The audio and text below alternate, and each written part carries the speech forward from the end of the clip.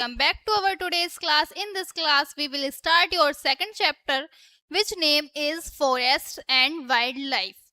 In this chapter, हम किस चीज के बारे में डिस्कस करेंगे? जो फॉरेस्ट हैं, जंगल हैं और उनमें रहने वाले जो जंगली जानवरों की जो लाइफ है उनके बारे में डिस्कस करेंगे. Forest and wild life. तो आइए स्टार्ट करते हैं आपका आज का new chapter. The land where a huge number of plants grow close to each other are called a forest. एक ऐसी जगह, ऐसी जमीन जिसमें पास पास पर पौधे लगे हुए होते हैं, उस जगह को क्या बोला जाता है? फॉरेस्ट, यानी कि जंगल बोला जाता है. इन forest the plants grow on their own. जंगलों में ऐसा नहीं होता कि हम लोगों को कोई प्लांट लगाना होता है, उसको बोना होता है. नहीं, जंगलों में जितने भी जो भी प्लांट्स होते हैं वो खुद से उगते हैं. That's why forest are known as natural vegetation. इसी वजह से जो हमारे जंगल होते हैं उनको नेचुरल वेजिटेशन कहा जाता है. Forests also provide a habitual for number of wild animals. और जो हमारे जंगल होते हैं वो हमें मतलब बहुत से लोगों को खाने पीने की चीजों के साथ साथ एक रहने वाली जगह भी होते हैं, एक आश्रय भी देते हैं बहुत से जंगली जानवरों को. आप लोगों ने देखा होगा कि जो बड़े बड़े जंगल होते हैं उनमें बड़े बड़े बहुत ही वाइल्ड, एकदम एग्रेसिव टाइप के भी एनिमल्स होते हैं जो हम आसपास नहीं देखते. उन जानवरों को हम किसी बड़े से फॉरेस्ट में, किसी बड़े से जंगल में देख सकते हैं.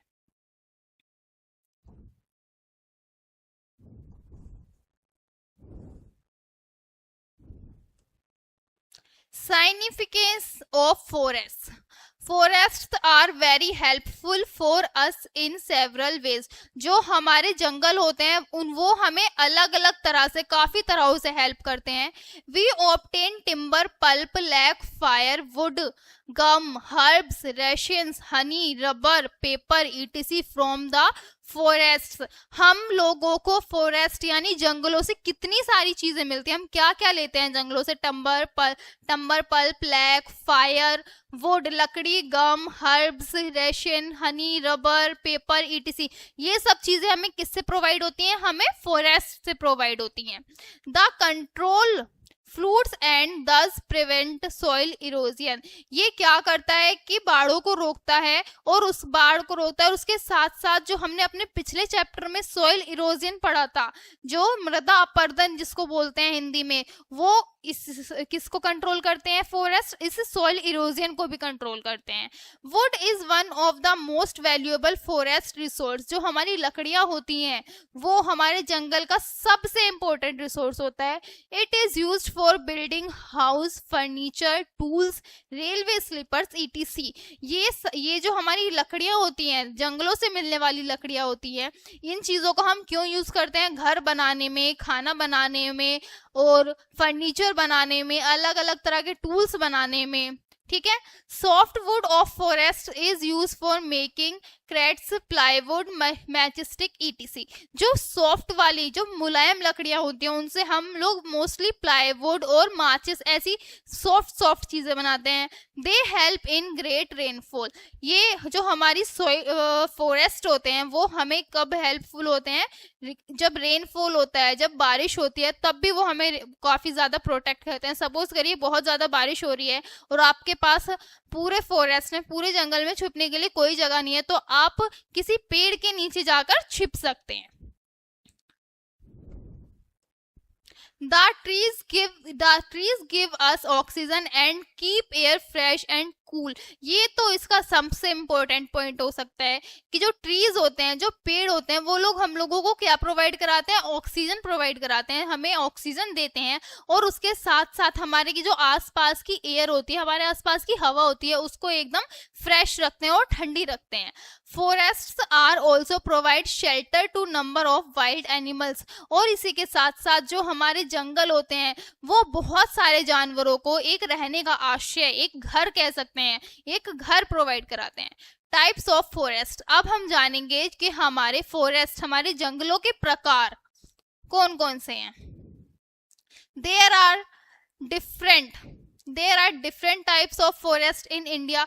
इंडिया में काफी अलग अलग तरह के फॉरेस्ट पाए जाते हैं। उन्हीं फॉरेस्ट को आज हम डिस्कस करेंगे। देखिए आपका ना एक पिक्चर दी हुई थी चैप्टर में सबसे ऊपर, इसमें जितना भी ग्रीन पार्ट है ना, आपको जितना भी ग्रीन पार्ट दिख रहा है, इन सारे एरियाज में सबसे ज्यादा फॉरेस्ट पाया जाता है। ये जितना भी ग्रीन पार्ट है ये सारा आपका फॉरेस्ट है, ठीक है। ये जितना भी ग्रीन पार्ट है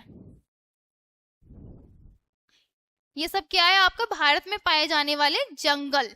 ये मेजर जंगल है आपके इंडिया के। हम कहाँ थे, अपने डिफरेंट टाइप्स ऑफ फॉरेस्ट्स पर। तो सबसे पहला हमारा टाइप क्या है फॉरेस्ट का, एवरग्रीन फॉरेस्ट, हरा भरा जंगल। ये क्या है, एक पिक्चर दी हुई है एवरग्रीन फॉरेस्ट की। इसमें जो चारों तरफ होता है ना, आप ऐसे 360 डिग्री का एंगल लोगे ना, घूमोगे तो आपको बस अपने चारों तरफ केवल हरी भरी चीजें, हरे हरे जंगल, हरे हरे पेड़ पौधे ही दिखाई देंगे। This kind of forest are remain green throughout the year. The trees do not shed their leaves at the same time. ये जो एवरग्रीन फॉरेस्ट होते हैं ये हरे भरे रहते हैं। ये जो अपनी पत्तियां होती हैं ये काफी सालों में गिराते हैं। कुछ हमारे पेड़ ऐसे होते हैं जो सीजनल होते हैं, वो काफी मतलब ऐसा होता है कि साल में एक उनका पर्टिकुलर टाइम होता है कि वो इस टाइम पर अपनी पत्तियां गिरा देते हैं और एकदम ऐसे हो जाते हैं मुरझाए मुरझाए से, उन पे ना पत्तियां होती है ना फूल आते हैं। लेकिन जो हमारे एवरग्रीन फॉरेस्ट होते हैं हरे भरे, ये एवरग्रीन फॉरेस्ट है, इनकी जो पत्तियां होती है ना ये काफी सालों में गिरती हैं। ये हमेशा ऐसे ही हरे भरे बने रहते हैं। Evergreen trees grow very tall. ये जो एवरग्रीन फॉरेस्ट में जो एवरग्रीन ट्रीज होते हैं ना ये काफी लंबे लंबे होते हैं। They are found in the hot and wet region of country. ये हमारी कंट्री के जहां पर बहुत ज्यादा ठंड या बहुत ज्यादा गर्मी पाई जाती है वहां पाए जाते हैं। These forests are very dense and they stop sunlight to reach the ground। और ये जो forests होते हैं इनमें जो पाए जाने वाले पेड़ होते हैं ये काफी मोटे मोटे और काफी इनकी डेंसिटी काफी ज्यादा होती है, जिस वजह से जो सनलाइट होती है, सन से आने वाली लाइट होती है वो ग्राउंड तक आने में रोक देते हैं। ये इतने मोटे मोटे होते हैं। The slopes of the Western Ghats and the hills of the north eastern India are full of evergreen forest. जो हमारे वेस्टर्न घाट्स हैं और उसके साथ साथ जो हमारे नॉर्थ में पाए जाने वाले हिल्स हैं, इन ये जो हिल्स और ये वाला जो एरिया ये सारा का सारा एवरग्रीन फॉरेस्ट से भरा हुआ है। The wood of these trees is hard and valuable. Evergreen trees जो होते हैं, एवरग्रीन फॉरेस्ट में पाए जाने वाले जो ट्रीज होते हैं उनकी जो लकड़ियां होती है वो काफी ज्यादा हार्ड होती हैं और उसके साथ साथ काफी ज्यादा वैल्यूएबल होती हैं। एबनी, महागनी एंड रोजवुड, ये क्या है, इसके कुछ एग्जाम्पल्स हैं। Are the examples of evergreen forest. Then second is deciduous forest. Second part कौन सा है, डिसीडियस फॉरेस्ट। ये आपको एक पिक्चर दी हुई है किसकी, डिसीडियस फॉरेस्ट की। ये डिसीडियस फॉरेस्ट देखने में कैसे लगते हैं, ऐसे लगते हैं। Deciduous forest shade their leaves in the summer season. जो डिसीडियस फॉरेस्ट में पाए जाने वाले ट्रीज होते हैं वो अपनी लीव्स को, अपनी पत्तियों को समर के सीजन में, गर्मियों के सीजन में क्या कर देते हैं, नीचे गिरा देते हैं। The main trees in the deciduous forest are sheesham, sal, sandal and teak. इस पार्ट में, इस टाइप में डिसीडियस फॉरेस्ट में मोस्टली किस तरह के ट्रीज पाए जाते हैं, शीशम के, साल के, सैंडल के, इस तरह के। Wood of these trees is used for making furniture and as building material. इस तरह के जो हमारे पेड़ होते हैं ये मोस्टली इनका क्या वर्क होता है, किस चीज में हम इनका यूज करते हैं, हम इनका यूज करते हैं फर्नीचर बनाने में और जो बिल्डिंग मटेरियल होता है उसको बनाने में। These forests have good commercial value। और इन फॉरेस्ट की जो कॉमर्शियल वैल्यू होती है वो काफी अच्छी होती है। Andhra Pradesh, Bihar and Odisha have deciduous forest. जो हमारे ये स्टेट्स हैं आंध्र प्रदेश, बिहार एंड ओडिशा, इन स्टेट्स में जो ये फॉरेस्ट हैं, डिसीडियस फॉरेस्ट हैं, ये काफी ज्यादा पाए जाते हैं। थोर्नी फॉरेस्ट, आपको नाम से ही पता चल रहा है, थोर्नी फॉरेस्ट यानी कांटे वाले जो हमारे जंगल हैं वो। आप यही देख लीजिए,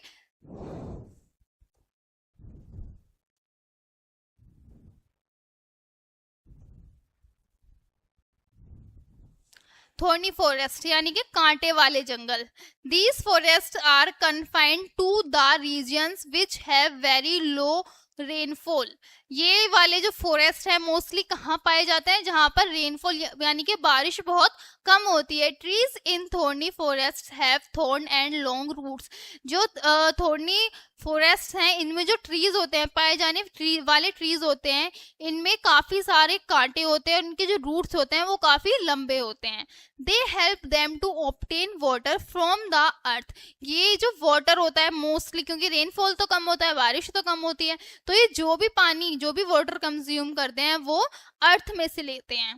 they can live without water for a long time. और इसी वजह से वो काफी सालों तक बिना पानी के ही रह सकते हैं। Common trees of thorny forest are. Common trees कौन कौन से हैं, मोस्टली क्या कौन कौन से ट्रीज पाए जाते हैं हमारे थॉर्नी फॉरेस्ट में? बबूल, केकर एंड कैक्टस। आप लोगों ने कैक्टस का और बबूल का पेड़ देखा होगा कि उसके जो पेड़ होता है ना, उसमें नीचे से लेकर ऊपर तक आप उस पेड़ को ऐसे हाथ भी नहीं लगा सकते, उसमें इतने कांटे होते हैं। The thorny forest are found in Rajasthan, Gujarat, Punjab, Haryana, Madhya Pradesh, Deccan region. जो हमारे जितने भी थॉर्नी फॉरेस्ट हैं वो मोस्टली कहाँ पाए जाते हैं? राजस्थान में, गुजरात में, पंजाब में, हरियाणा में और मध्य प्रदेश, ऐसी जगहों पर। Next is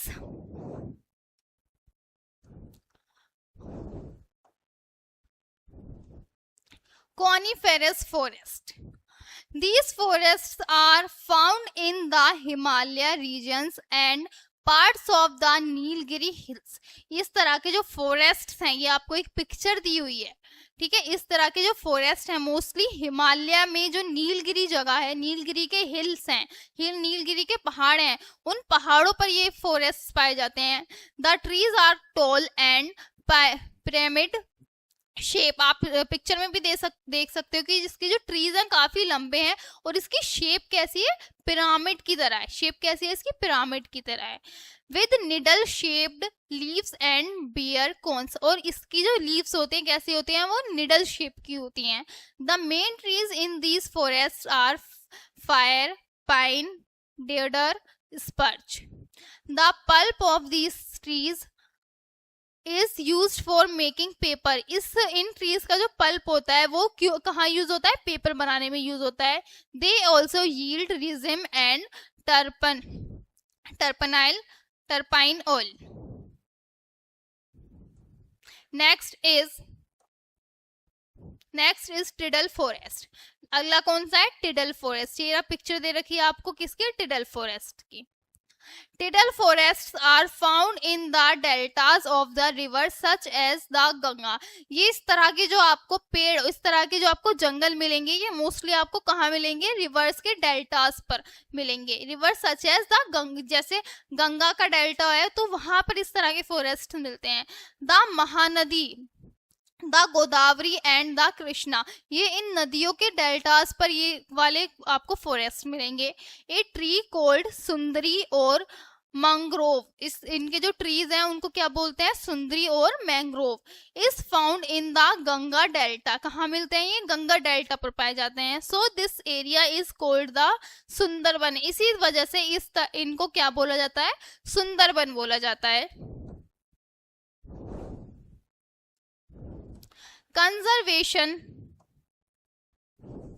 Conservation of forests. A country should have 1/3 of its area covered with forest. जो हमारी कंट्री है उसका जो 1/3 एरिया है वो फॉरेस्ट से कवर है। Trees have been cut down to meet the demands of the growing population. जो ट्रीज हैं उनको लगातार काटा जा रहा है। क्यों? क्योंकि हमारी पॉपुलेशन बढ़ती जा रही है तो उसको रहने के लिए जगह भी चाहिए, इस वजह से ट्रीज को लगातार काटा जा रहा है। It is necessary to plant more number of trees.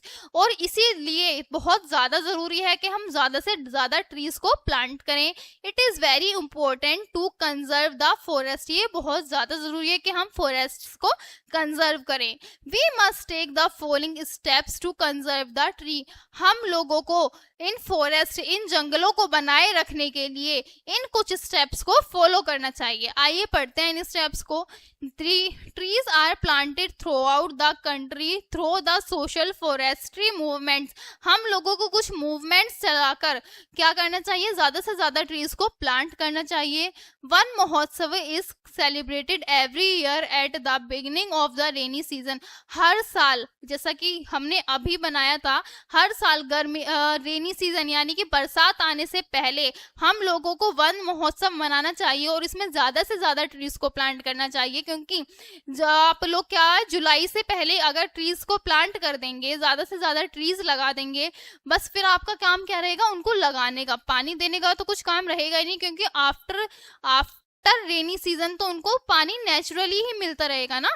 In 1974, the villagers in Chamoli in Uttarakhand thought a unique way to prevent the cutting down of the trees. It was called Chipko movement. 1974 में चमोली के, उत्तराखंड के चमोली में कुछ लोगों ने मिलकर एक क्या किया था, a unique way to prevent the cutting down the trees को काटने से बचाने के लिए मूवमेंट चालू किया था। उस मूवमेंट का नाम क्या था, Chipko movement. People of the villages refuse to allow to cut down the trees by hugging them. वो लोग क्या कर रहे थे, ट्रीज को यानी कि हमारे जंगल के जो पेड़ पौधे थे उन पेड़ों को काटने से बचाने के लिए क्या कर रहे थे, उनको हग कर ले रहे थे, और जिससे कि उन ट्रीज को कोई ना काटे। तो इसी तरह के हमें मूवमेंट्स चलाते रहने चाहिए जिस वजह से हमारे ट्रीज को हम बचा सकें।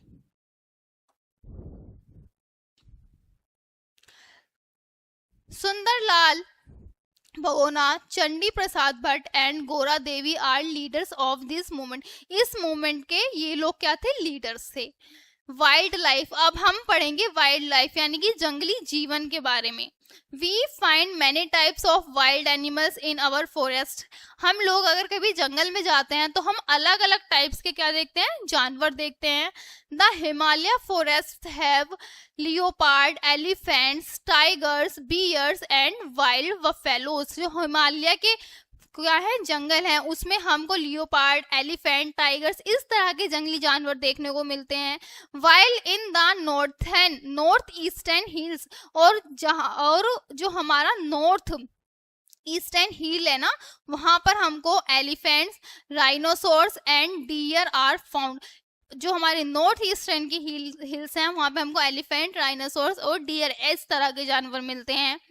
द गिर forest in Gujarat is the home of the Asiatic Lions. और जो हमारे गुजरात का गिर फॉरेस्ट है, गिर फॉरेस्ट यानी कि एक फॉरेस्ट का नाम है, ये किनका घर है, एशियाटिक लायंस का ये एक घर है।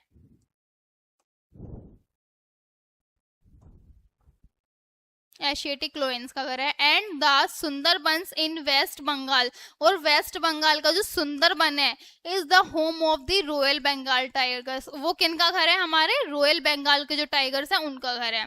Our government has taken steps to preserve wild life. हमारी जो गवर्नमेंट है, हमारी जो सरकार है, उन्होंने इन जंगली जानवरों को बचाने के लिए बहुत से कदम उठाए हैं। आइए उनको पढ़ते हैं। Hunting is now band in India.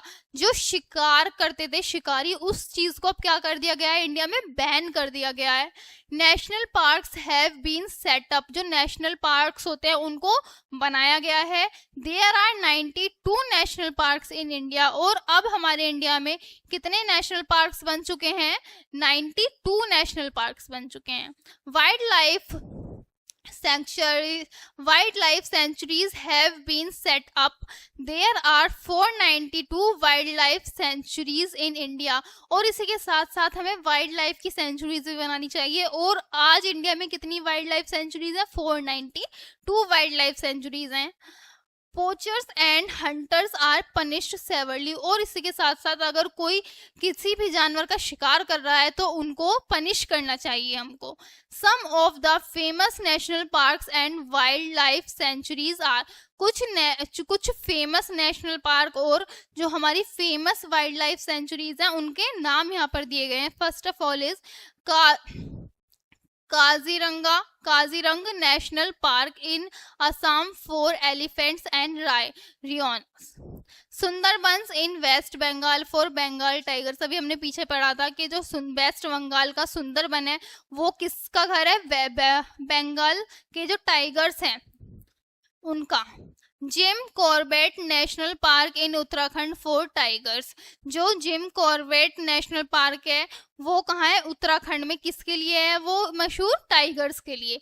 गिर forest in Gujarat for Asiatic Lions. जो गिर फॉरेस्ट है गुजरात में पाया जाना गिर फॉरेस्ट है वो किसके लिए फेमस है? एशियाटिक लायंस के लिए। वहां पर सबसे ज्यादा क्या पाए जाते हैं? एशियाटिक लायंस पाए जाते हैं।